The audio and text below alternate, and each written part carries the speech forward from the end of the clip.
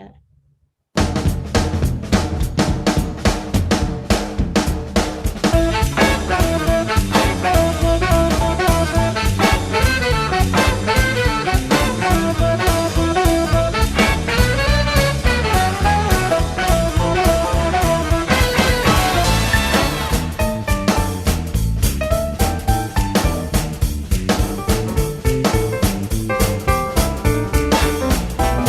Still some people in the waiting room here. To come in. Hello. Hello, Ren. How are you doing? Good. Good to see you. Be here. Hey, everyone. Good evening on this Monday, April 27th. It is a beautiful evening here in Pittsburgh. I know that we're going to be competing with the weather tonight. I mean, it's like 80 degrees and dry. It's like a beautiful first week of, it seems like it's like the first week of June here in Pittsburgh. We don't get a lot of really dry, clear, beautiful days, and this is one of them. My name is Todd, and I'm the executive director of the Veterans Breakfast Club. And this is our VBC Greatest Generation Live World War II Roundtable. And I'm not the host, but I grabbed the mic before Glenn could start talking. And I get to introduce Glenn Flickinger as the host of Greatest Generation Live. How you doing, Glenn? I'm doing fantastic. And from Hilton Head, no less. How is it in Hilton Head? Can't be better than Pittsburgh. It's actually not as warm as Pittsburgh is. So, 75, 77, sunny and sandy. And I've got to say, I'm very much looking forward to tonight's program. Steve Snyder, who's the author of Shot Down, is going to be presenting about his father's story, essentially World War II story and the air war over Germany, what happened to the crew that is of his father's plane that got shot down. And I admitted to him when we met just before we started here that I have not read the book.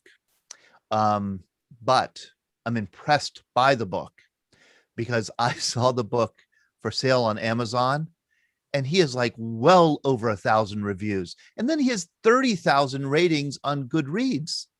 And I mean, well, I've written books and I don't have 1/10 that number, not 1/20th that number.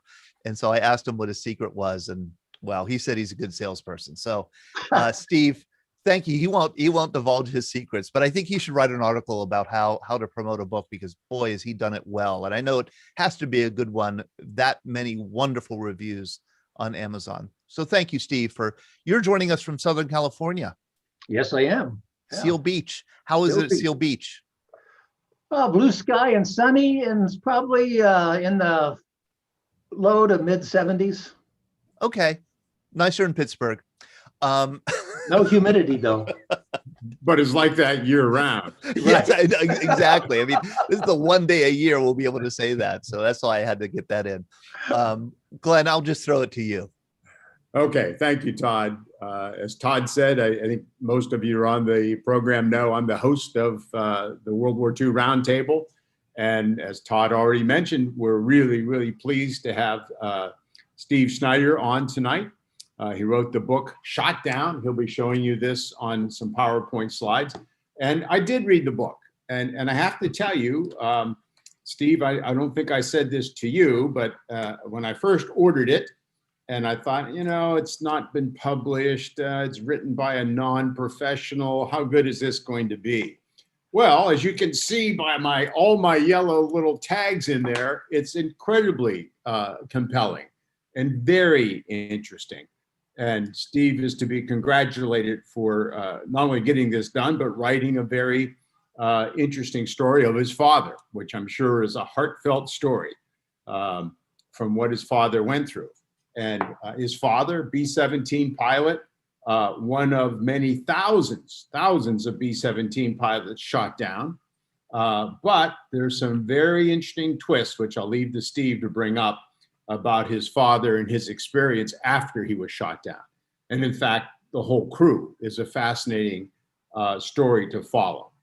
So without any further ado, I'll ask Steve to take the floor and start his presentation. He's got about a half hour or so PowerPoint. The chat room is open. You can ask questions that way. And certainly Once Steve is finished, we'll get into, we hope, a very good back and forth discussion with him. So Steve, the floor is yours. Okay, well, thank you, Glenn. Let me bring up my presentation here. Here we go. All right. As has been said, the book I wrote is called Shot Down, the true story of pilot Howard Snyder and the crew of the B-17 Susan Ruth.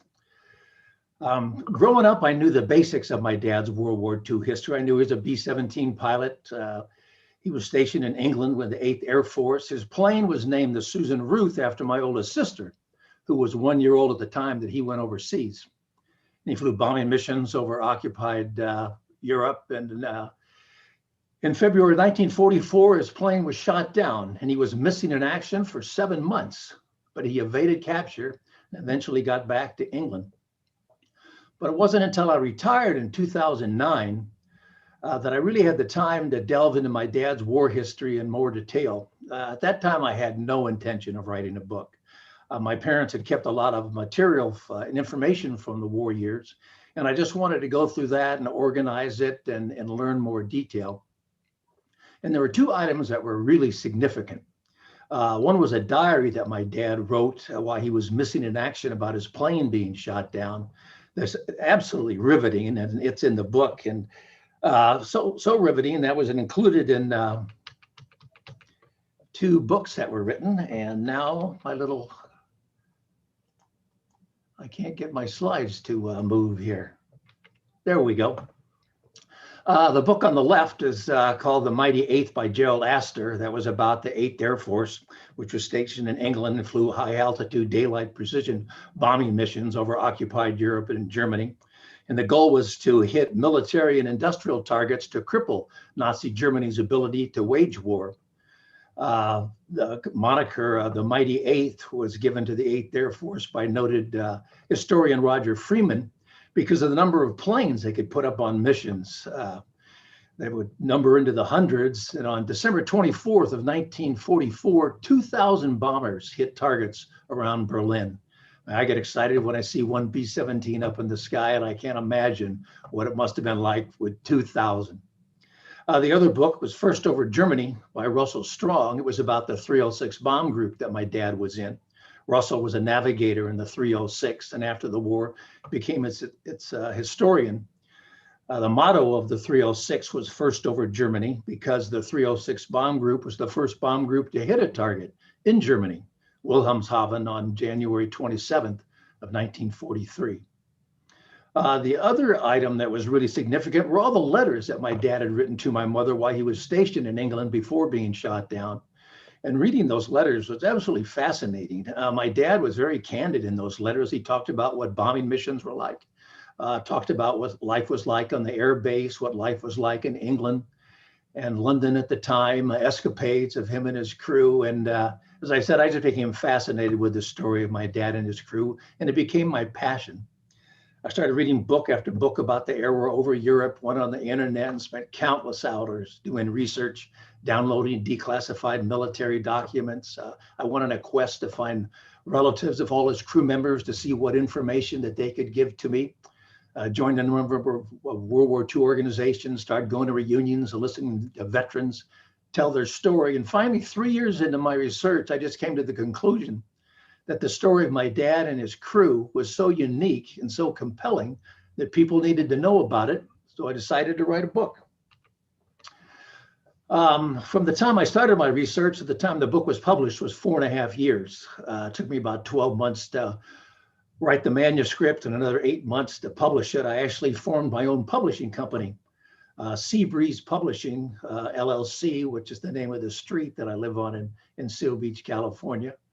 And then I contracted with independent professionals for all the associated services like editing, cover design, interior layout, printing the book, etc.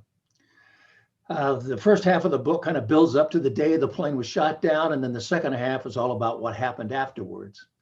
And the book is just not about my dad, but it goes into detail about what happened to each member of his crew and about all the courageous Belgian people that risked their lives trying to help them.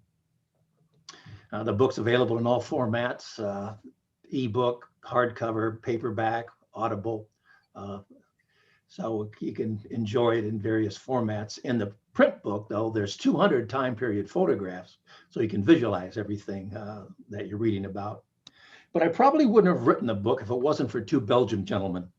On the left, you see my dad with Dr. Paul Delahaye.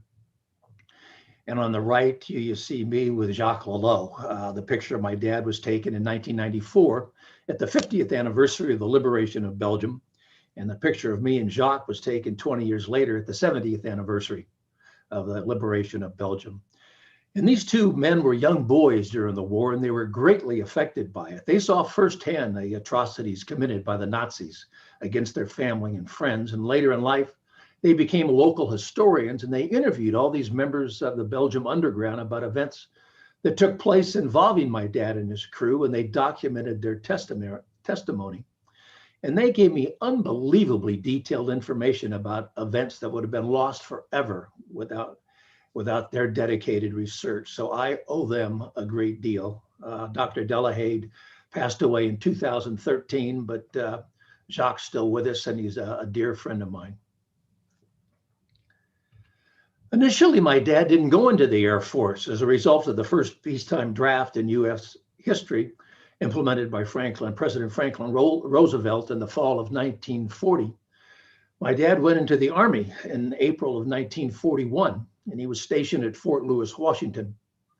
And at the time, the U.S. military was woefully weak. They ranked 18th in the world in military strength behind Romania.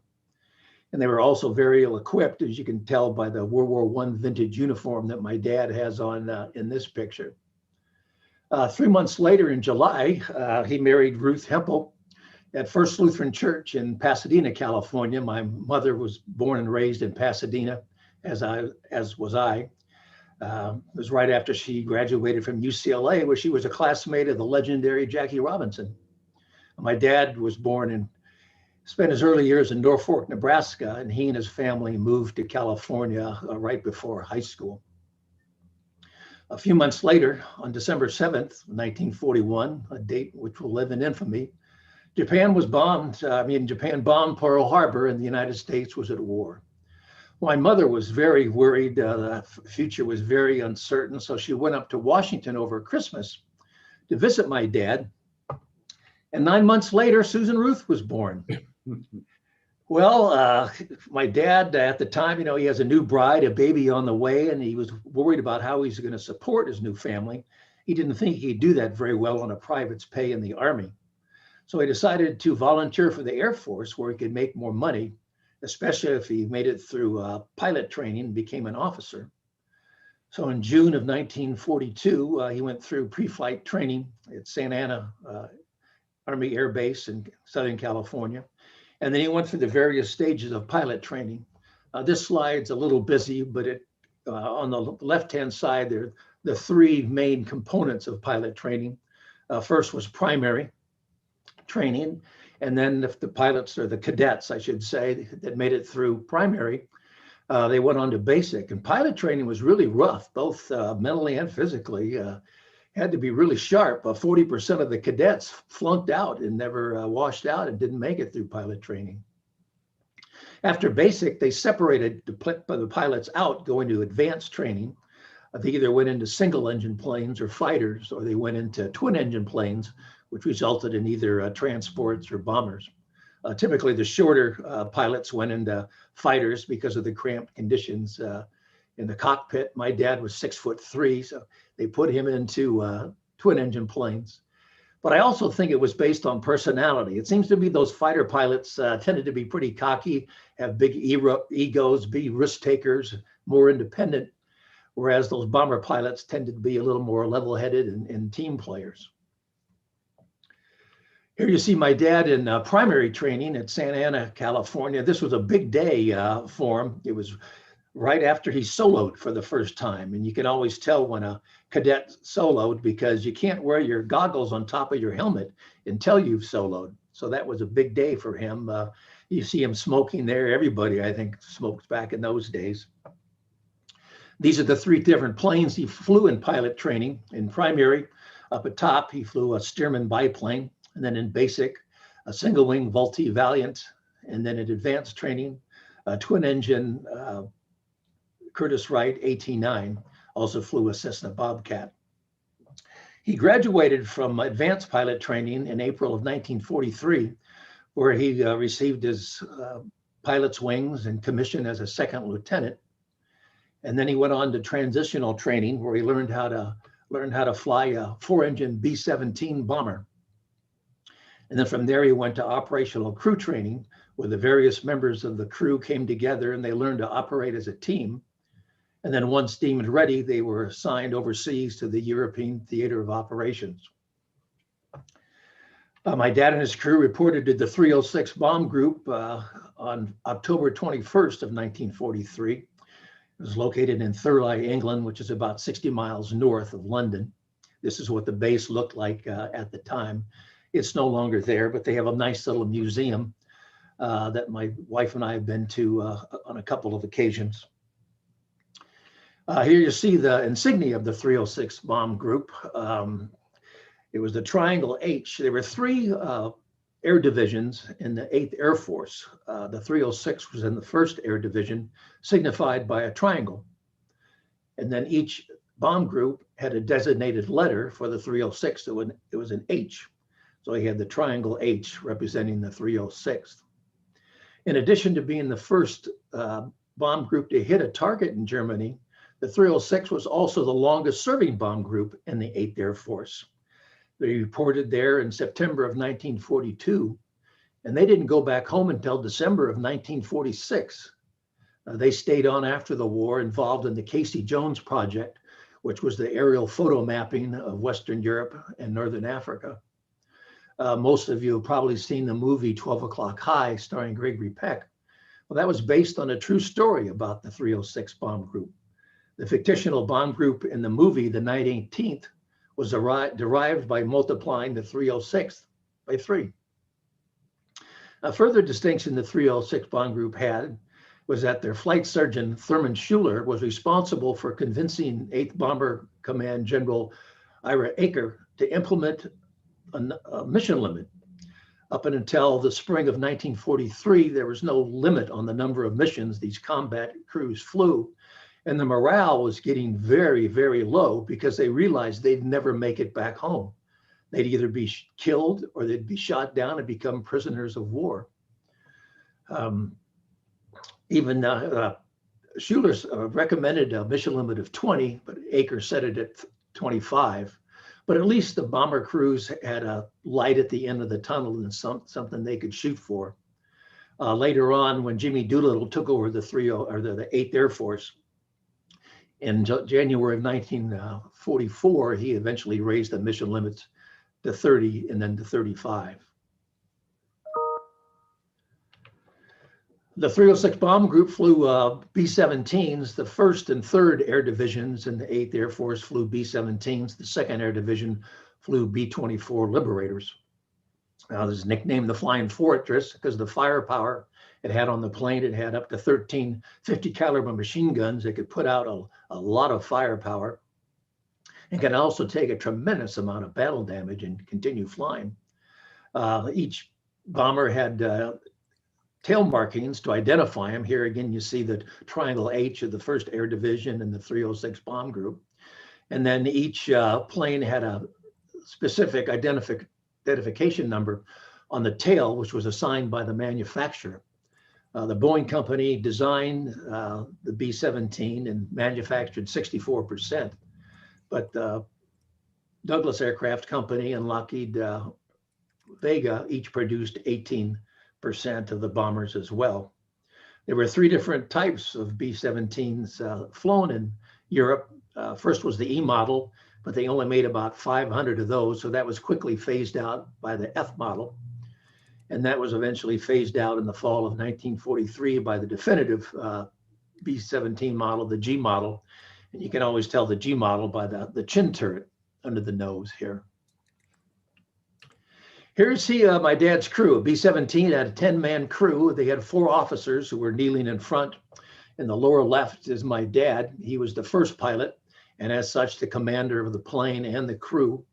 And then going across, you had the co-pilot, the navigator, and the bombardier. And then behind them were 6 enlisted men or non-commissioned officers who were mainly gunners. 5 of these men came back home, but 5 of them did not. That's not the Susan Ruth that you see that they're standing in front of. That's just another B-17 that they took their crew picture when they arrived in England. And I'd also like to point out the nose art on the upper left there. I love the nose art. It's interesting that the Air Force was the only entity that allowed their planes to be painted. The Navy didn't, the Marines didn't, nor did other countries. But the Air Force thought it would help the morale of these young guys if they could personalize their planes and name and paint them. They were very creative in what they named and painted their planes. Many times it was a cartoon character, but more often than not, it was a scantily clad or nude woman, because after all, these guys were in their late teens and early 20s and were virile young men. My dad flew his first combat mission on November 3rd of 1944 to Wilhelmshaven. It was the first time that the 8th Air Force put up over 500 bombers on a mission. And flying combat was brutal and very dangerous. 26,000 men in the 8th Air Force died during World War II, which was more than the entire Marine Corps fighting in the Pacific. Another 28,000 men became prisoners of war after their planes were knocked out of the sky by either German fighters or anti-aircraft fire. Being a combat crewman in the 8th Air Force was the most dangerous duty assignment in the United States military during World War II. It was on a mission to Frankfurt, Germany on February 8th of 1944, where my dad's plane, the Susan Ruth, dropped their bombs successfully. But their bomb bay doors got hit by anti-aircraft fire, or called flak. And they couldn't get the bomb bay doors back up. And as a result, that caused a drag on the plane, and they were starting to lose airspeed.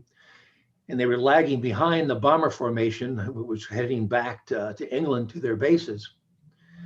And they were singled out by two German Focke-Wulf German fighters, which you see here. And like wolves or lions, they swooped in on their prey. And in the ensuing air battle, the Susan Ruth was shot down. 2 crew members were killed in the plane, and the other 8 were able to bail out successfully. But both those German planes were shot down. One was piloted by Siegfried Merrick, and his plane crashed and he died in the plane. And the other, Focke-Wulf, was piloted by Hans Berger, who was able to bail out and made it through the war. During my research, one day my wife asked me, or told me, I should say, well, why don't you try to find the German pilot that shot down your dad's plane? And I was thinking to myself, well, she's naive. She has no idea what she's talking about. It'll be impossible. But like a good husband, I did what she told me to do. And lo and behold, I found Hans Berger.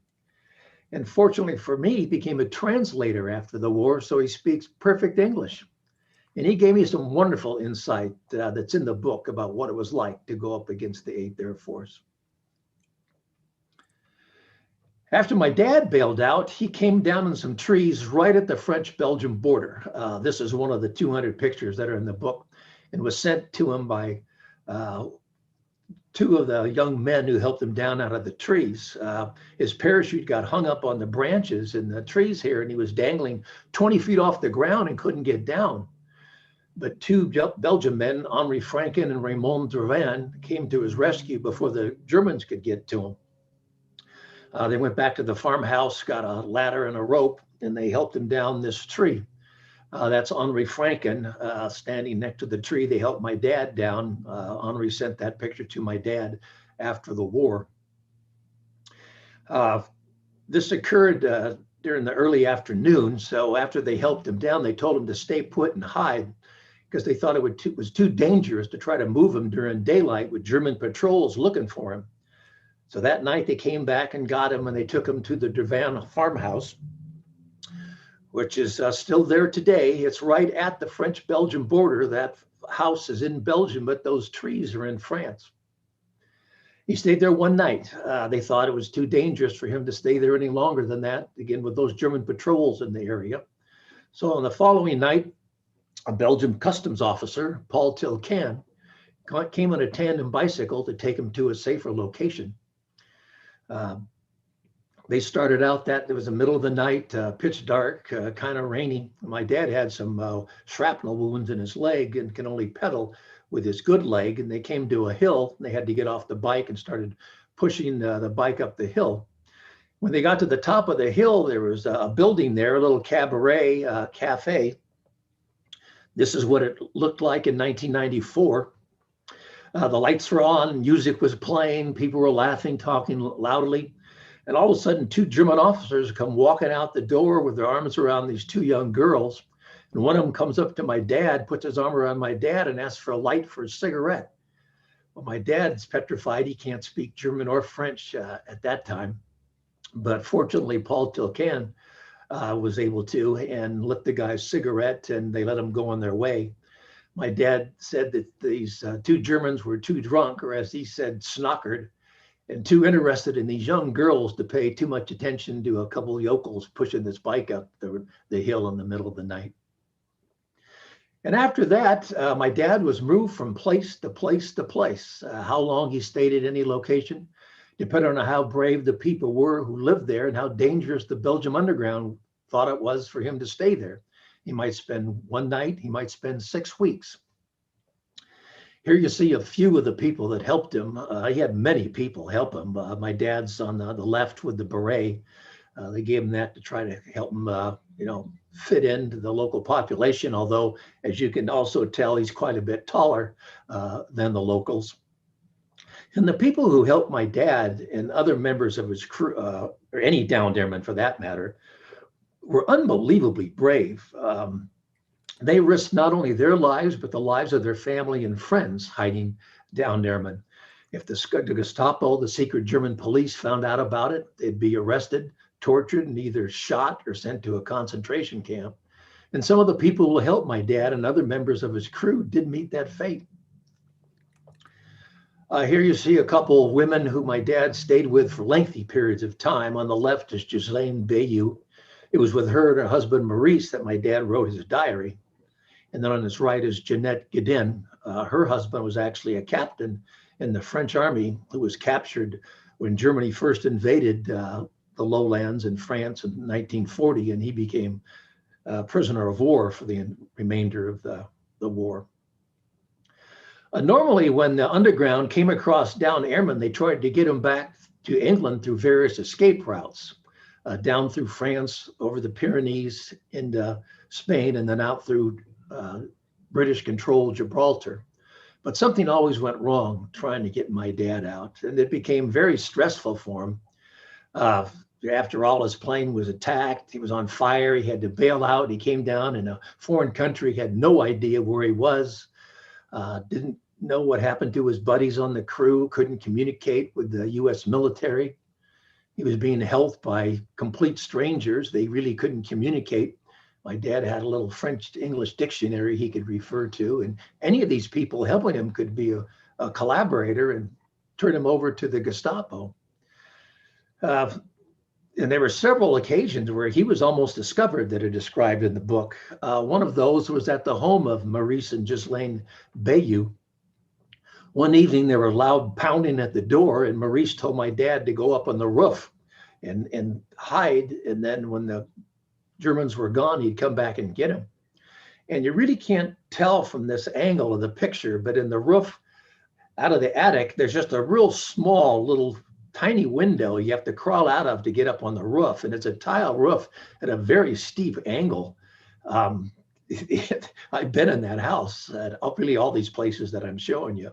And that would have been pretty scary. And my dad spent the entire night up there. Maurice never came and got him because the Germans didn't leave the area and kept combing the area. And as I mentioned, there's several instances where he was almost discovered on other occasions. Finally, my dad got tired of hiding. Word came that the Allies had landed at Normandy on D-Day, June 6th. And he decided to get back into the fight. Unlike most airmen, he had that year's training in the infantry, so he knew how to fight on the ground. He wanted to join the French resistance. His helpers tried to talk him out of it because it was so dangerous. He could either die fighting against the Germans, or if they captured him, he would have been shot on the spot as a terrorist. But he thought it was his duty to get back in the conflict. And so another one of his helpers, Amy Cools, they went on bicycles and traveled across the border from Belgium into France. And he hooked up with a unit of the French resistance. This is not the unit he hooked up with, but it gives you an idea of what they look like. They were called the Maquis, and they were independent ragtag guerrilla groups located all across France. There were about 20 in the group my dad joined, led by a French lieutenant who had escaped from a German prisoner of war camp. And their job was to harass the Germans. They would disrupt communications, sabotage railroad lines, attack convoys, assassinate German officers. And they got their instructions over the BBC. And my dad said they were amazingly accurate. If they said a convoy was coming down this road on this day at this time, sure enough, they'd be there. And that was as a result of the British cracking the German Enigma code and knowing everything the Germans were up to. And they were also supplied by the British through airdrops. Here you see the farmhouse that the Maquis group stayed in right across the border in France and Wallers. That's a view from Belgium. This picture was taken in 1994. That's my dad standing in front of the front of the building. He stayed in this tower. You can see the two windows up on top here. And on one occasion, it was early in the morning. He was just in his skivvies. It was shaving cream in his face, and he saw a German patrol coming up the road. And so we had to hightail it out. He jumped out of these windows here in the back of the farm building and hightailed it into the forest so he wouldn't get caught. And again, there's a number of encounters that the Maquis group had with the Germans that are described in the book. Who took this picture and how it ever got back to my dad is I'll never know, but this is my dad fighting with the French resistance in 1944. Finally, 7 months after he bailed out, word came that there were U.S. troops in the nearby village of Trelon, France.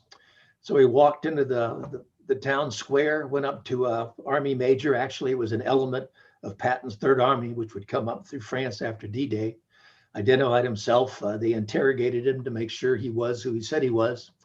And then he caught a convoy taking German prisoners to Paris and then hopped a ride on a DC-3 to go back to England, where he sent a letter sent a Western Union telegram to my mother saying he was fit as a fiddle and to bank the money, honey.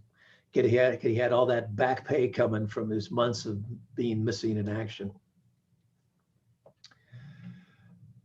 Belgium's a unique little country. A lot of people don't realize it's really divided in two. The upper half of Belgium is called Flanders, where they speak Dutch and it's rather industrial.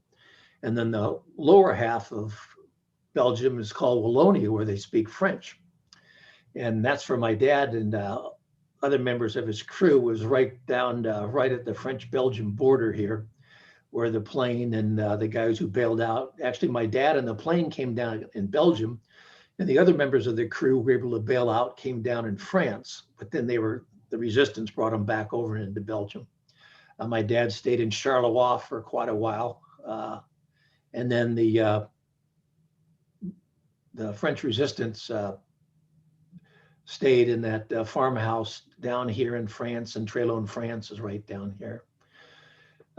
The Belgian people are wonderful people. To this day, they're still so thankful and so grateful for the Americans coming to their rescue and liberating them from 4 years of Nazi oppression and Nazi occupation. And they do a great job of educating the younger generations to remember the importance as well. They've erected a number of memorials in the area and have ceremonies on the anniversary dates of those events. But the big celebrations are annually every year around September 2nd, which is the Liberation of Belgium Day. Here you see a poster from the 70th anniversary in 2014. And these celebrations last several days. They erect these big tents. This shows you just a portion of a tent. can seat hundreds of people. They have band concerts and dances and luncheons and dinners, and they're wonderful affairs. They have military encampments and U.S. military vehicle parades. The locals dress up in, period costumes, and the local beer Chimay just flows, and everyone really has a grand time. But they have more serious moments when they have ceremonies at various memorials. This is the memorial at Cendron, which is right at the French-Belgium border, where the U.S. 9th Infantry first crossed over the Wartroise River from France into Belgium to liberate the country. All the villagers come out, the U.S. military is represented, the Belgian military, the French military, all the dignitaries make speeches. Again, you can see all these the young people right up in front, again, to emphasize the importance of these events. This is the memorial to my dad and his crew, the Susan Ruth Memorial, which was erected in Maquinoise, Belgium, just a couple hundred yards from where the plane came down. On that front, it has a couple plaques that has the names of the crew, their ages at the time the plane went down, and their crew positions. Like most World War II veterans, my dad didn't talk a lot about the war until this memorial was erected in 1989. He and 3 other members of the crew that were still living at the time went over for the dedication ceremonies. And there my dad was reunited with all these Belgian people that hid him during the war, saw these places where he was hidden, and that brought it all back, and he started talking about it. 5 years later, in 1994, was my first trip to Belgium, when I accompanied my parents to the 50th anniversary.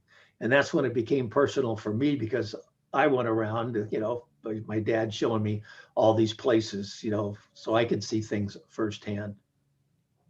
I've been to Belgium 6 times, and it's just an amazing experience. Here you see the dedication ceremonies in 1989. Paul Delahaye, who I mentioned earlier with the beard here, he was the president of the American Belgium Foundation that organized all these events. This is my dad with the tie, making a speech. And then these are 3 of his helpers. This is Jeanette Godin, who was in that earlier picture that I showed to you, that her husband was a captain in the French army. This is Nellie Tilken. She was the wife of the Belgium's customs officer who came and got my dad on that tandem bicycle. A couple months later, after he helped my dad, he was arrested by the Germans, tortured, sent to prison, and he narrowly escaped being executed, but he died at a young age from the beatings that he took while he was being tortured. And then this gentleman here in the trench coat, that's the other man who helped my dad down from the tree, Raymond Dervin. 2 of the occasions that I've been to Belgium, in 2016 and 2019, I continued on to Munich, Germany, to visit that German Luftwaffe pilot, Hans Berger, who shot down my dad's plane. Hans lives in Munich, Germany, and interestingly enough, he's the only person in the shot down story who's still living. He's 97 years old. Here's a picture of me and Hans. He's wearing his fighter jacket. I don't know if you can see this too well, but he has his Iron Cross on there. He shot down 7 B-17s and 1 Spitfire, and he himself was shot down on 3 different occasions. We were in his apartment there, and then we went to lunch at the Hofbrau house and enjoyed a nice German beer. And Hans and I have become dear friends. I'm often asked, well, how can you like this guy or be friendly with this guy who shot down your dad's plane? But I came to find out after talking with Hans that the gunners on my dad's plane actually shot Hans down at the same time. They shot each other down.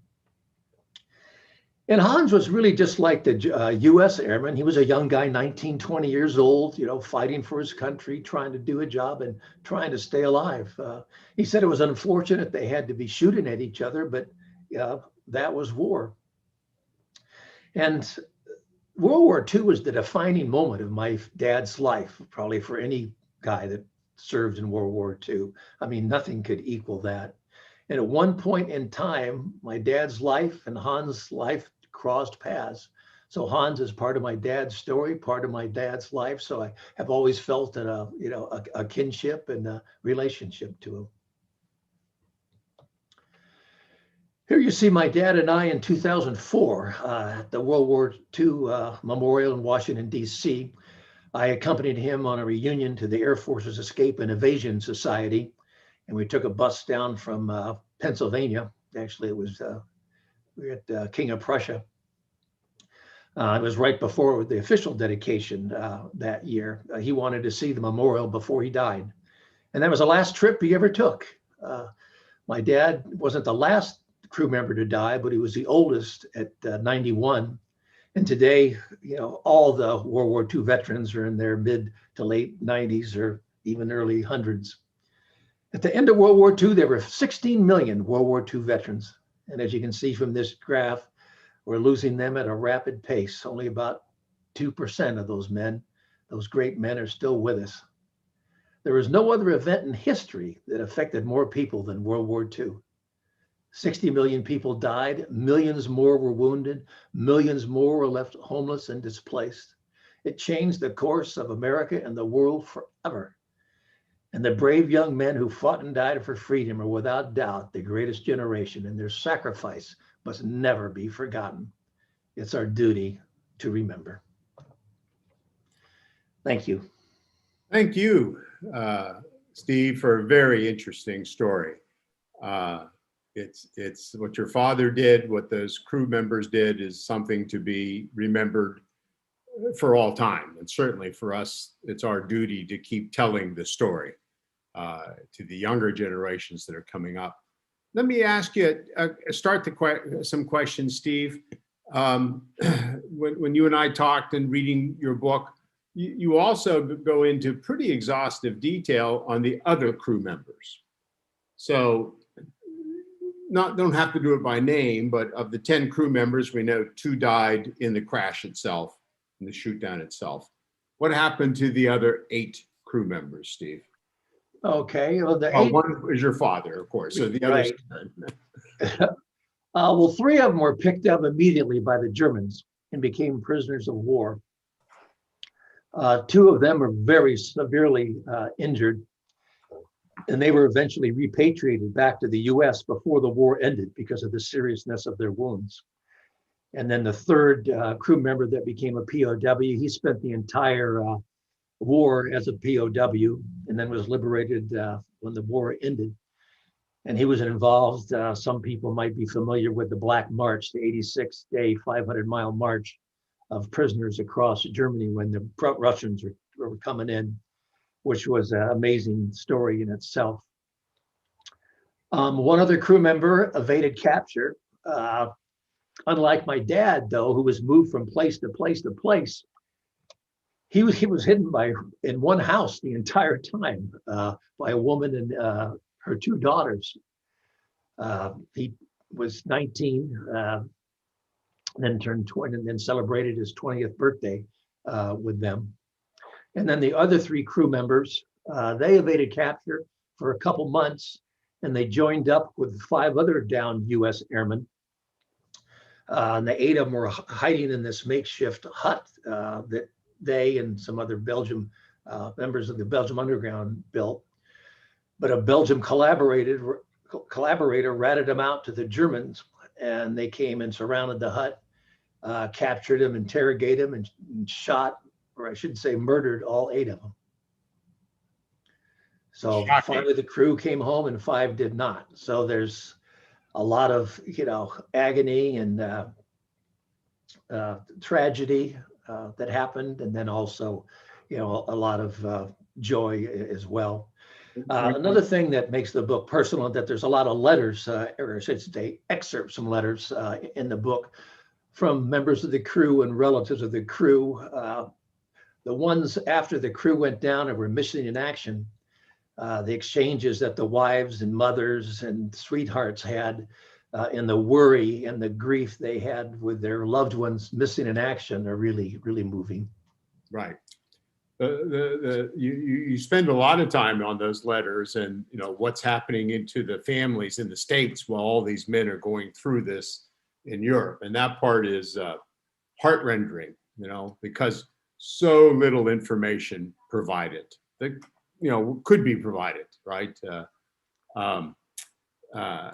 Talk a little bit about the Belgium and French resistance fighters who helped all these men. And there's something I've not read a lot about, Steve, the Shelbourne escape line, and was one of the sort of underground escape routes that existed, right?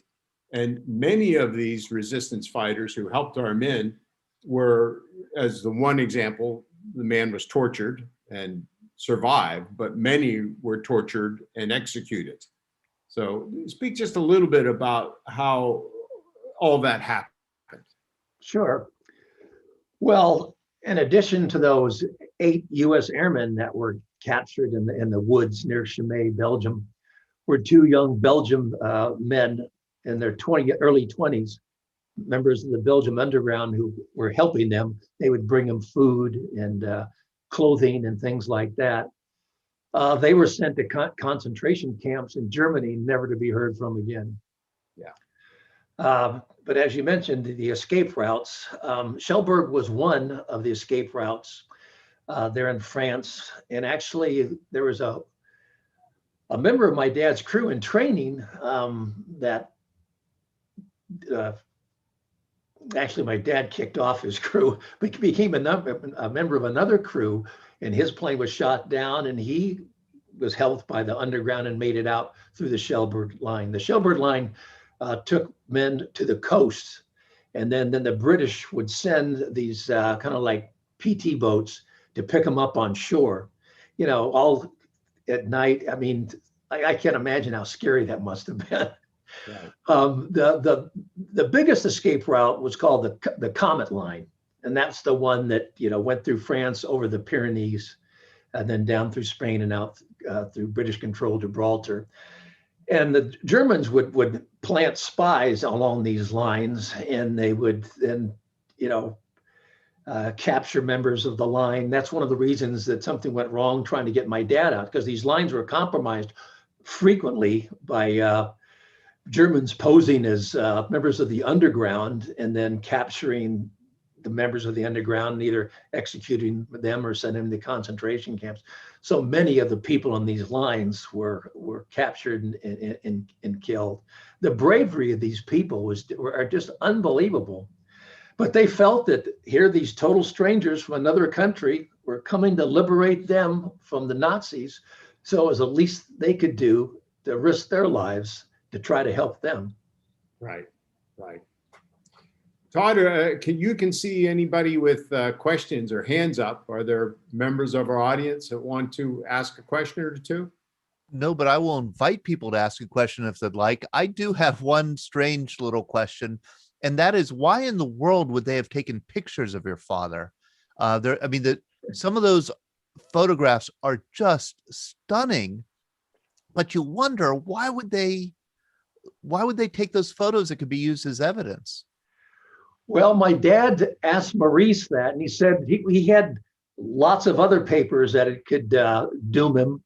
So a few more weren't going to make any difference. One of the I will say a little bit more about the Tilcans. It was early in the morning. They were asleep in bed. They had 2 young children. The Nazis, just barged into their house, completely ransacked the house, just tore everything apart.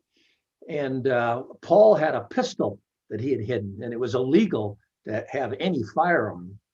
And so that got him, and that's one of the reasons he was arrested. He was also arrested with Henri Franken, one of the other 2 of the men that helped my dad down from the tree. And Nellie and her 2 young children, she had to go live with their parents because they just destroyed their home. And that happened frequently, to people who weren't even in the underground. They just come in. And then you had the collaborators. I could talk about this a lot. And who would hold grudges against their neighbor, and they'd tell the Gestapo that their neighbor was a member of the underground, even though they weren't, just to get them in trouble. There was lots of backstabbing, and it was just a terrible time. I mean, we in the U.S., we've never been occupied. We just have no idea what that was like, and they lost all their freedoms. Right. You think about those collaborators, you know, is a fascinating thought, I guess.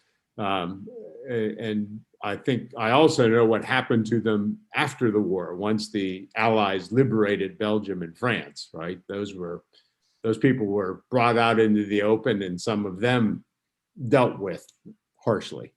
Oh yeah, when the war ended, Europe was in total chaos. Yeah. And there were vigilantes that, like you say, you know, they killed and shot or hanged some of these collaborators. All the women who collaborated, they shaved their heads as a mark of being a collaborator. Yeah. I see that we have Trey here has his hand up, and I want to remind people Trey joined us last week as Ian. And during our discussion of 30 Seconds Over Tokyo, he amazed us with his knowledge of World War II. Trey, do you have your hand up, or was you? No, I had my hand up. Okay, yeah, great. Thanks for joining us, Just to address the Ian thing, my official name's Ian, but I go by Trey since I'm the third. I have a question. The other main U.S.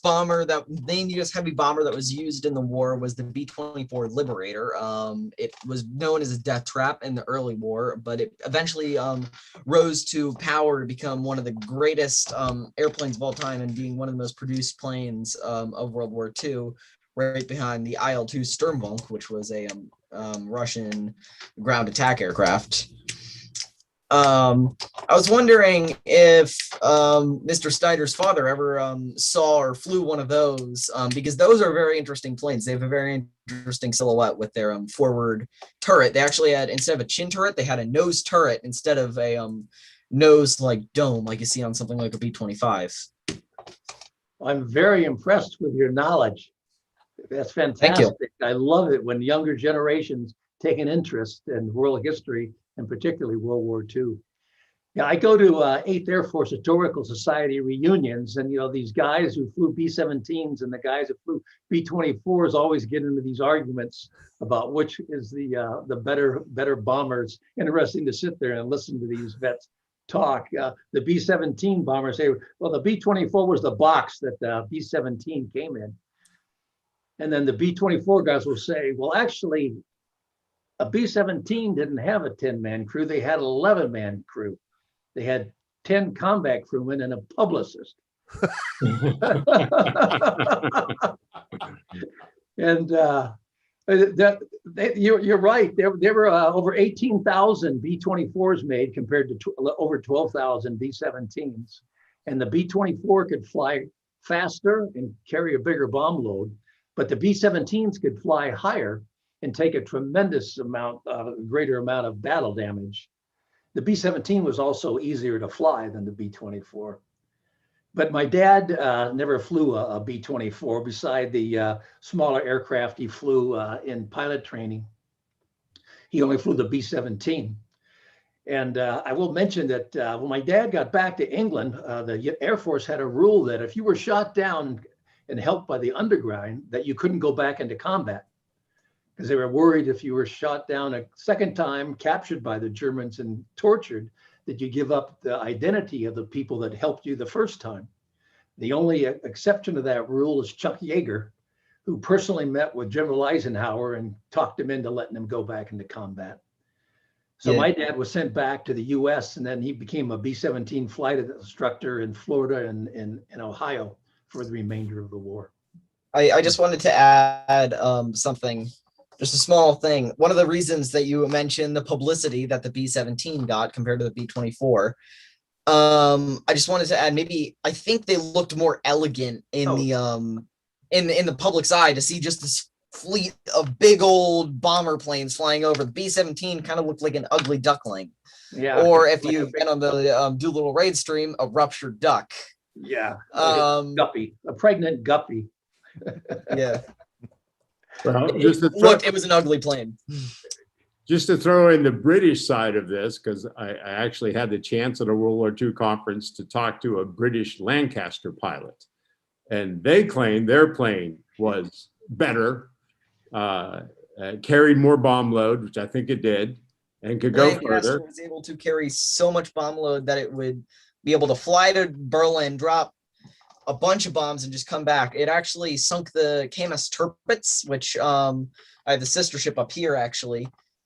Bismarck, that's a whole nother story, using a very creative type of bomb called the Tallboy. It was one of the largest ordinances, non-nuclear ordinances ever used. I think it was the largest. And what they did is they just dropped them en masse on top of the Tirpitz, and they were specifically designed to fit the Lancaster and to sink the Tirpitz. It's a very interesting plane, the Lancaster. I just wanted to put that out there. Yeah, Wonderful. Very impressive. The British bomber pilots felt underappreciated, not only from us, but also from their fellow Brits themselves, because of the sort of the story behind, what they did. I heard a joke from one British Lancaster pilot. I was listening to like one of his talks. He said the reason that you always see the movies about the B-17s is that you can't really shoot at night. If you're familiar with what the Lancaster did, they were night bombers. Right. They were too inadequately armed, unlike a B-17, which had a ton of machine guns, like every American bomber, and frankly, American tank, boat, whatever. In the war, Americans slapped machine guns everywhere. The Lancasters had relatively few, but they used they're very stealthy. Well, they weren't stealthy; they were huge. If you've seen one. But they were able to be painted a lot darker than something like a B-17, and the British were more skilled in night interceptor and night bomber missions, and they were able to use great success to that Lancasters in that role, especially as close support weapons, because they just didn't have the range of the B-17 and the B-24. Thank you, Trey. Hey, Steve, Anybody else, Todd? I have a question for Steve. Steve, you grew up with your dad. Your dad was your dad. But at some point in your research, your dad must have, your vision of him must have just changed and enlarged. I mean, he's no longer just your dad. He's a hero. Yeah, I definitely, in writing the book and doing the research, I definitely got an even greater appreciation for my dad. Well, I don't know how many people would have made the decision he made to go fight with the French resistance. The smart thing to do, the safest thing to do, was just for him to stay put, hunker down, and wait for the U.S. forces to come up to liberate the area. Risking in his life to go fight with the French resistance. I doubt if I would have done that, and I doubt if very many people would have done that. It took a tremendous amount of courage and bravery. What about his makeup? I mean, let's say that you didn't know that fact, that he made that choice to fight. Would you have judged your dad as being the kind of person who would make that choice or not, just based on what you knew about him growing up, having him be your father? Did he seem different, special, brave? Yeah, my dad, as I mentioned, was 6'3". He was a big guy, a rugged guy, a no-nonsense guy. My sisters and I always compared him to John Wayne. Or for those in the audience I know are old enough to remember Gunsmoke, James Arness. He was, that type of guy. Ida May's old enough. He had a sort of strong character, high morals. He and my mother were, deeply religious, wonderful Christian couple. And he had, he believed strongly in his beliefs, and he was willing to back them up. Yeah, he was a wonderful man, but a loving father, very supportive, coached my little league teams, and did all that as well. Steve, were you able to meet any of the other crewmen while they were still alive? Only when I was too young to know the importance of it. My parents did get together with them and their their wives, and they'd tell me to come in and say hello to, Mr. and Mrs. Daniels. And, I was playing toys in my room, and I'd come in and go, hi, nice to meet you. And then go back to my toys. The one thing that was really neat, though, was that Joe Musial, one of the waist gunners, when they went back for the dedication of the Susan Ruth Memorial, he filmed like several days.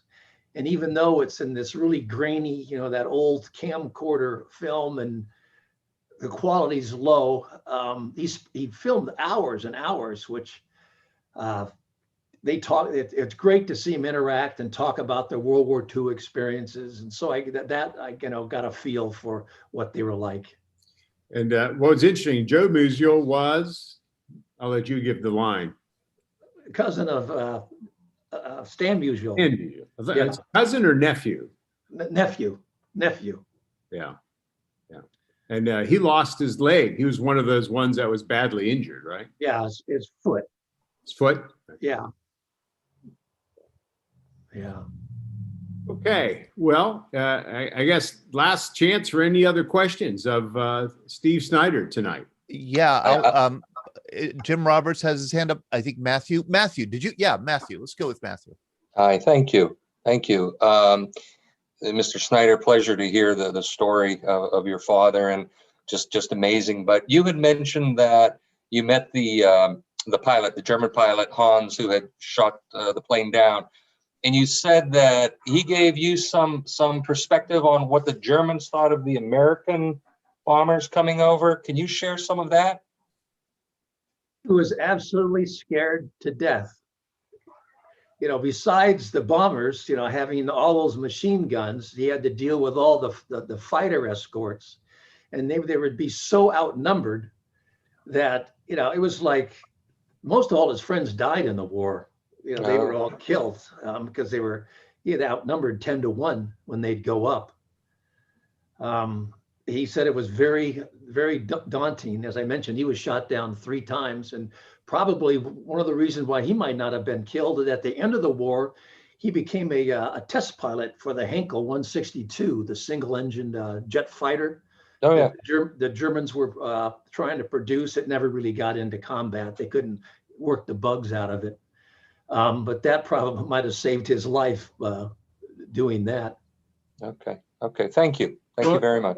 I asked him if he feared the B-17 or the B-24 more, and he said they were both just as frightening. I would add, what's a miracle for that man, I think you said he was 19 in 1945 when he shot down your father's plane. Is that right, Steve?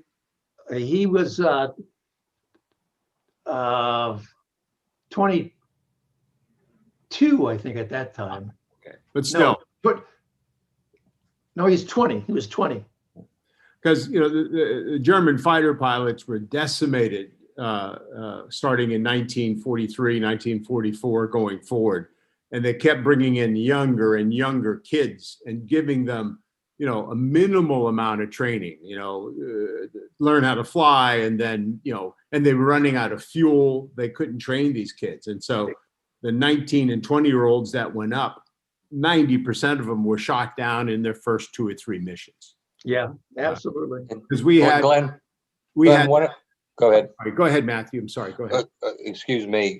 You had mentioned that the British pilots thought they were underappreciated, and it immediately made me think of, the Brits would say to the American soldiers, "You're overpaid, you're oversexed, and you're over here," and of which our American soldiers would say, "Well, you're underpaid, undersexed, and under Eisenhower." Right. So underappreciated, I guess, goes right with that. Yeah, in the book, I talk somewhat about what it was like in England and London at the time, the relationship of the flyers with the local women and the interaction and that stuff that is rather interesting. There was a couple of guys on my dad. There were a couple of guys on my dad's crew that we'll just call them ladies' men. Jim Roberts. Yeah, just 2 things. One, this is actually a clock out of a B-17.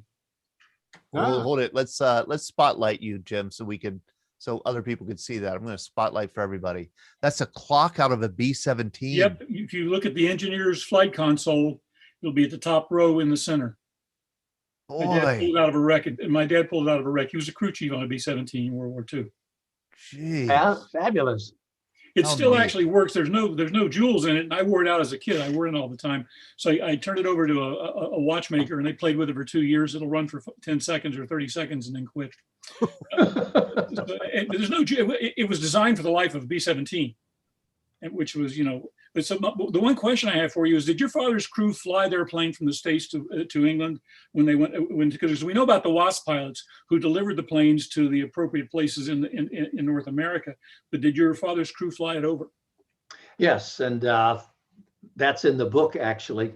My dad said it was pretty scary because they flew over at night and you couldn't see anything.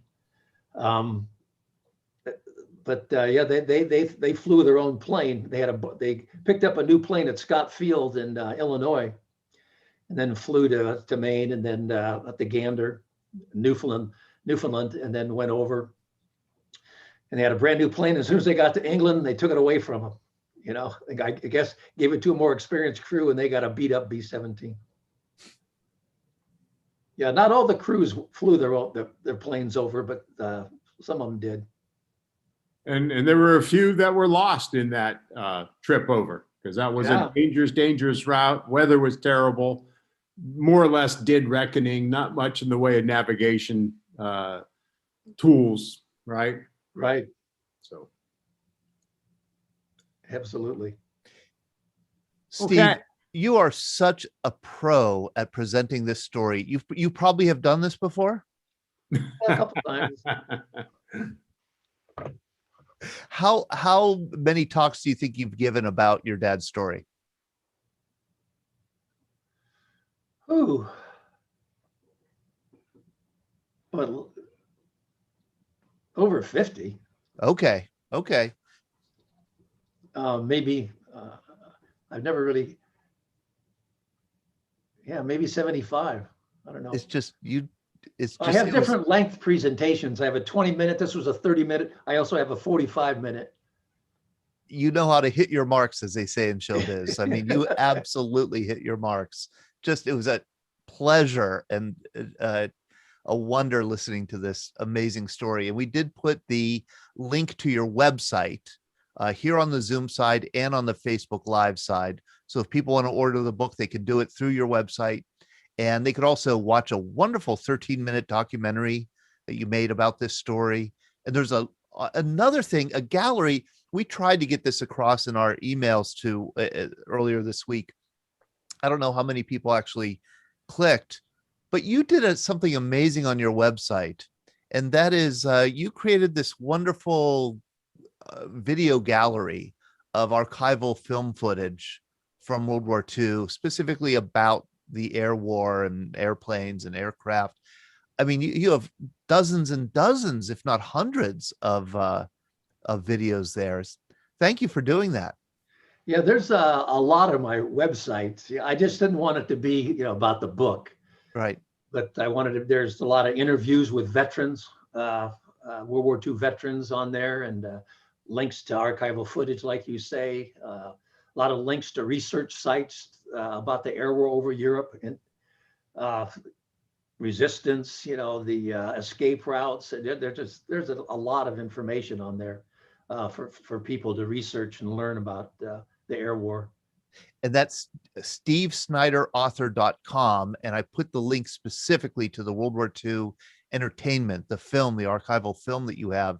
There's so much footage there, and it's so fascinating. I mean, you could lose days just clicking through and watching the snafu cartoons and the training films and all that kind of stuff. Yeah, all the TV show 12 O'Clock High, all those episodes are on there. And yeah, like you say, Private Snafu. I love Private Snafu. Fantastic. Yeah, people can get an autographed copy of the book off my website. Most people get it on Amazon, but if you want an autographed copy, you can get it on my website. Excellent. And I would just chime in and say again, as I said at the beginning, I highly recommend you read the book. It's well written. It's an easy read, if you will. It's compelling and recommended highly for those of you who love to read World War II history. It's very well done. Thanks, Glenn. I appreciate that. Okay. So, Steve, Todd, are we going to move on to a second subject here, or? Yeah, I was wondering if nobody has any other questions for Steve or comments that they want to make about the air war, specifically B-17s. I thought that we could start a conversation about Rick Atkinson's 10 Things You Need to Know About the U.S. Army in World War II, which is a wonderful kind of launch pad for a discussion of the U.S. role in World War II. Glenn, I know that you've read it and you're going to post your thoughts on those 10 things. You expanded it to 12 things, and we'll be posting that on our blog. But I do have one question. Oh, yeah, Ren. I couldn't find a hand to lift up, but someone told me that their dad had B-17 flying into Hawaii as the Japanese were attacking, and all of their weapons were wrapped in oilcloth. And so they had no way of defending themselves, but they were able to land. I was wondering if they were flying to Europe, if their weapons, if he knew if their weapons were wrapped up or if they were armed and ready to go or not. Well, they weren't wrapped. That's a good question on whether they were armed or not. I don't know the answer to that. Yeah, those B-17s flying into Pearl Harbor, they were the E model.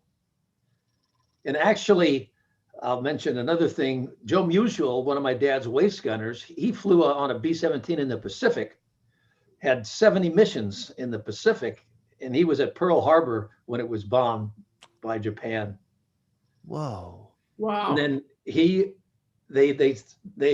let him go because they said, you've flown enough, you've done your duty for your country. But he felt it was his duty to go over to Europe and fight in Europe. Oh, jeez. That's those guys. They were the greatest generation. I mean, jeez.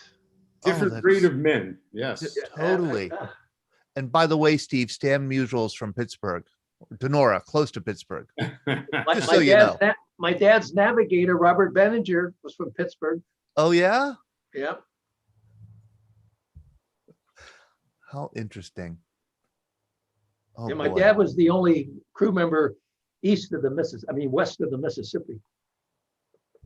Back then, all the population was in the east. I was going to a reflection of where the people lived for the most part back then, right? Out of 130 million, I'd guess 90 million lived east of the Mississippi.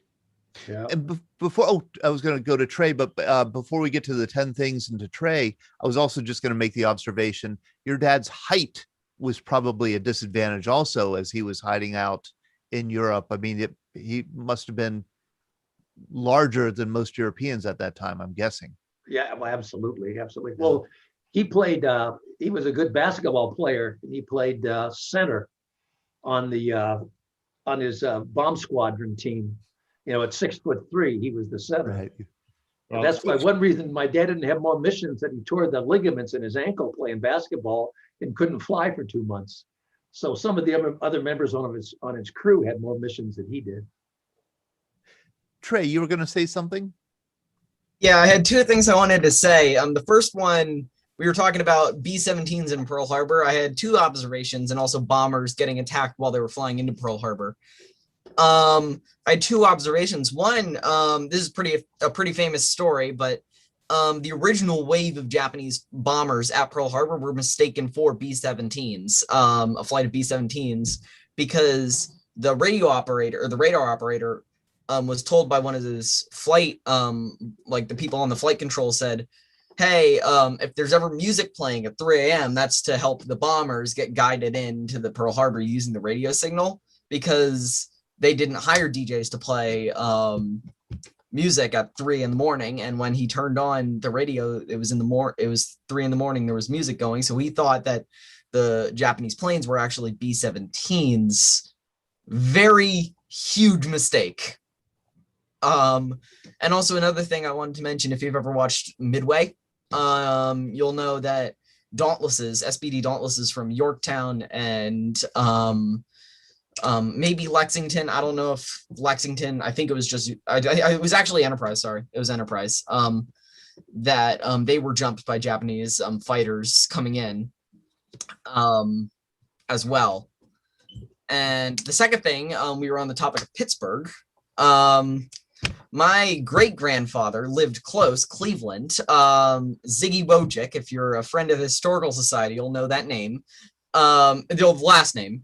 And then my grandpa, Jim Wojcik, joined or moved to Pittsburgh and helped found the Historical Society of Mount Lebanon.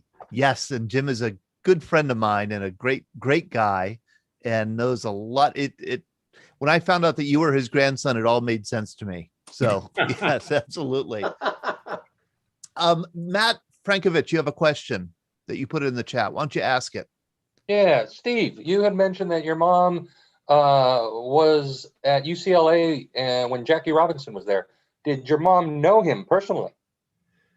I'm not sure, but I think probably because they went through elementary school, high school, Pasadena Junior College, and UCLA. Oh, so lifelong. Yeah, they were the same. They were both born in 1919, so they were the same age. I'll be darned. Cool. I'll be darned is right. That is neat. Very cool. When I was at UCLA, I was a classmate of Lou Alcindor, Kareem Abdul-Jabbar. Yeah. He was a little more than 6'3". Yeah. Now there's a center. Those were good years to watch UCLA basketball. Did they lose? Did they lose it all while you were there and Wooden was coaching? A couple times. Yeah, maybe twice in 4 years. Jeez. Boy, this is great. Any other questions or comments? And I do want to say that I'm looking around. I see immediately we have 2 World War II vets with us now. Julia Parsons, a Navy Wave, and Bob Young. Hello, Bob. Good to see you. Another Navy guy. Wonderful. All right, Glenn, if you want to pitch one of the 10 things you need to know. Sure. Steve, thanks very much. And please stay on. We're just, we have another sort of topic that we're going to bring up, something that I've been talking about with Todd for a couple of months. Todd, do you have the piece that we wrote? Can you put that up while I speak to it? I could put that up, but before I put that up, I'm going to put this up. And this is tomorrow morning. We have our program, our Veterans Breakfast Club program at 9 a.m. And we're going to be talking with Dick Thompson, right? Sean Hall, who was with the MAC v. SOG, which is the Studies and Observation Group, which sounds like a innocuous name for some pretty serious warriors here.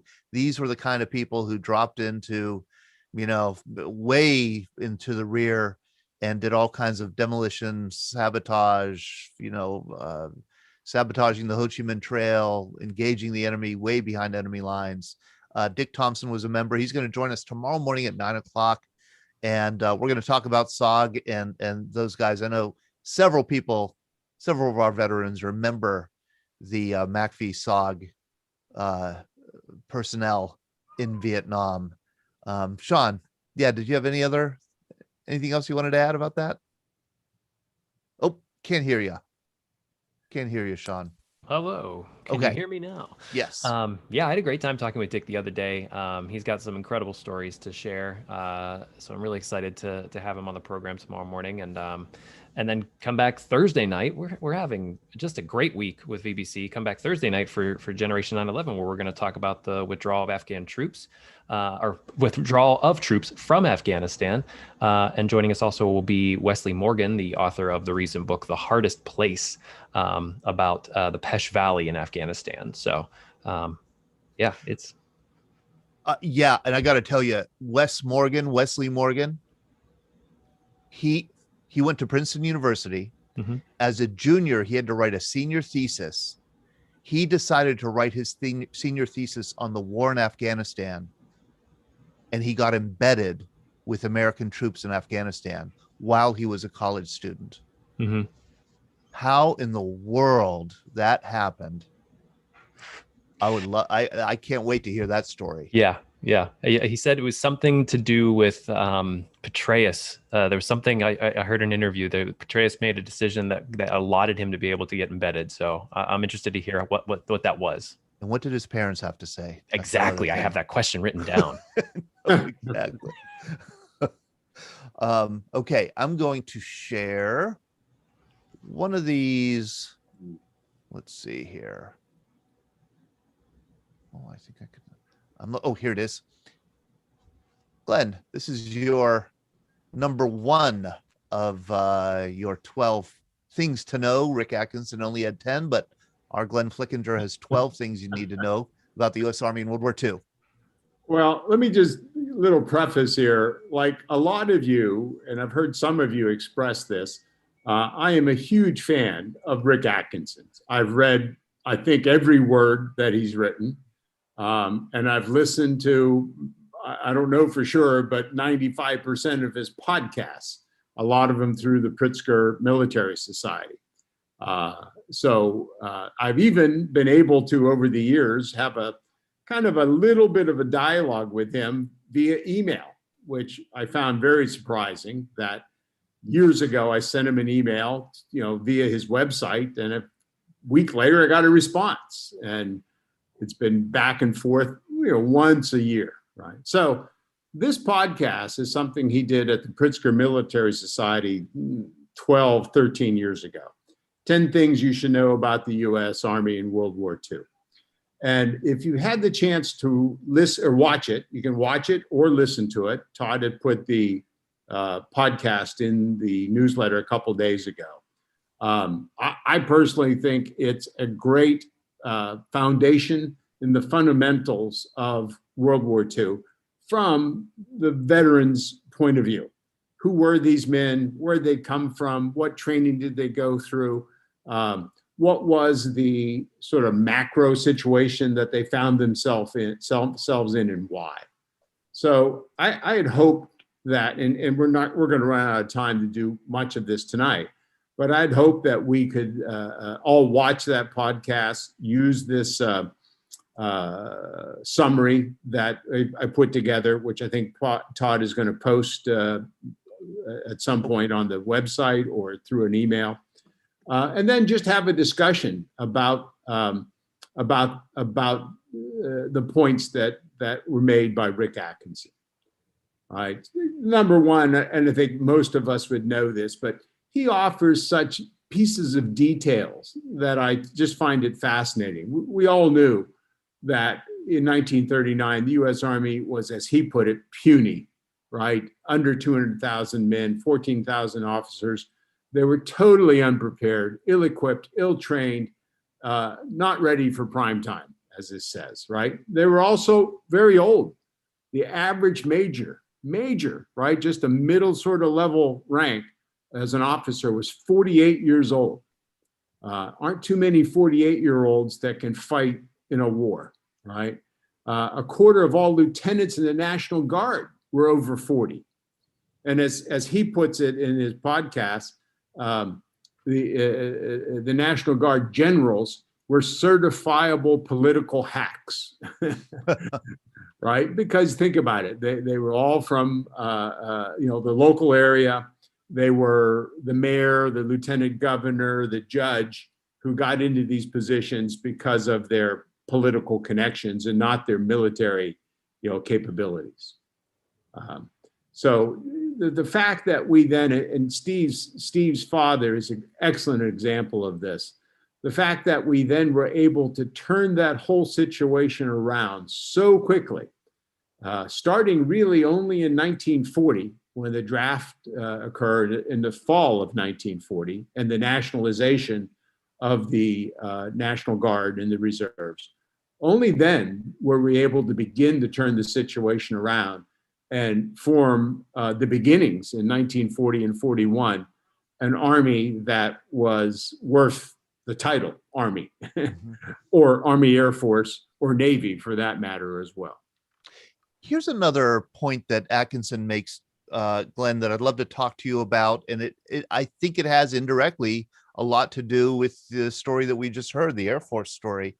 The Army was supposed to be bigger. There were supposed to be more ground forces in World War II than what actually materialized. I mean, you point out, and Rick Atkinson points out, that the Liberty Plan, the war plan, the American war plan, when Pearl Harbor happened, was to have 215 Army divisions. Correct. Less than half of those, fewer than half of those materialized. Right. Now, they almost all went into combat. But why do you think that there was such deviation from the war plan? Yeah, there's several reasons. Okay, the victory plan was put together by the very well-known general at that time on the U.S. Army planning staff, Albert Wiedemeyer, or Wiedemeyer. I'm never quite sure of how to pronounce that, right? Who's a fascinating man in himself, goes on to have a fascinating career during the war. And it was him and the planning staff who put that together. Another interesting aside about the Liberty Plan is it was released unofficially right the day or two before Pearl Harbor by the Chicago Tribune. And it was leaked to the press at that time with the idea of causing, the idea was to cause embarrassment to FDR. The Tribune was a McCormick paper, and Robert McCormick was an enemy of FDR. And one of the leading isolationist paper at the time, right? Yeah. And what's fascinating is subsequently, historians have pretty much proven that the person who leaked it was, hold for this, General Hap Arnold. I was gonna guess Hap Arnold. Oh my, that's the smoking gun. That's the smoking gun right there. Now, he didn't physically do it, but a captain under his command in the Army Air Force released a copy of the study to Senator Wheeler, I think, or one of the isolationist senators. I can't remember that part for sure. And that's how it got into McCormick's hands. Okay. So yeah, 215 divisions. I think that was 11 or 12 million men. It never materialized for several reasons, right? One, we just did not have the manpower to do that. Not the manpower to do that, and adequately populate, I should say, the factories and the arm to produce 12,000 B-17s and 17,000 B-24s and millions of other components, right? So that was one element, right? The other was that the Army Air Force under Hap Arnold, and this was one reason he released it, wanted to play a bigger role. Yep. And it was politics, if you will, within the military at that time as to how big was the ground forces were going to be versus how big the Army Air Forces. And we never had an Army Air Force to speak of until 1940. So it was only as the war developed that we could understand that we needed that large of an Air Force, which itself soaked up 2.5 million men or so. Okay. If we were to cast back to 1943, 1944 even, I think we would all be a little surprised at how much we would very quickly learn that we were going to win the war through air power. That's it. The air power was going to win the war. And that is what most Americans believed. And, I think that was part of the joke that you shared, Steve, of the B-24 pilots joking about the B-17 pilots, having the publicist, on board.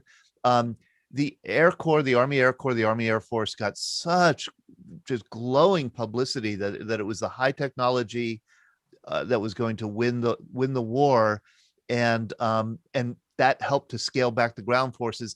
After D-Day, that changes. But yeah, Steve. Yeah, well, also I think after World War I and the tremendous losses in the trench warfare, where millions of men, fighting, on the ground, to avoid that, they wanted to have the air war with, the theory being that the Air Force would come in and do so much damage to the opponent that you wouldn't need as many ground troops. Right. And you could spare all the carnage that occurred during World War One. Well, and it went so far, Steve, that Hap Arnold, Ira Aker, who you mentioned, and Carl Spaatz, the very senior Army Air Force leadership, felt that they could win the war without the ground forces having to invade Europe, right? That was their strategic stance all through 1943 and 1944, right? Up until D-Day, obviously, right? Even in the 6 months leading up to D-Day, of course, there was the huge argument with Eisenhower and Hap Arnold as to who was going to control the 8th Air Force leading up to D-Day, which Eisenhower won that argument, right? So he could control what the targets were going to be in the months leading up to D-Day, all right? So, yeah, there was that belief, proved wrong, unfortunately, that the Army Air Force could win the war without much of an invasion. Let's say only the Army would have to come in and mop up, okay? Yeah. What's ironic about that argument is it actually becomes true in the Pacific theater, right? We with the advent of the atomic bombs, Yep. we ended up not having to invade Japan. Yep. And there's arguments that can be made that even without the atomic bombs, we could have just sat back and decimated all of Japan with conventional weapons. Yep. But that's a whole nother argument. Wonderful point. And I find it so interesting that all sides, the one thing that all sides in World War II agreed on, the one thing that all sides agreed on was that they did not want a replay of World War I, of static trench warfare, slugging it out on the ground. And every side was trying to find a way around that fate. Okay, Matt, I know you're taking off fatherly and husbandly duties. Call. Larry Googans had to leave to put out the trash. Trey was having dinner. So maybe it is time. It's 8:32. We could call it quits. But Greg Yost, I do hope that you'll join us again, because you put in the chat a very intriguing comment about a story of the PA National Guard during World War II. The politicization of the U.S. Army was a real problem in the early days of the war, or pre-war, and especially so in the National Guard, especially so in the and so much of our military was National Guard. Greg, I hope you'll join us again and maybe share that story, because I'd love to hear it. Okay, very good. Steve Snyder, thank you so much for joining us from Seal Beach, California. What a pleasure. You'd be welcome to join us anytime you'd like for any of our programs. Share more of your story, whatever you want to do.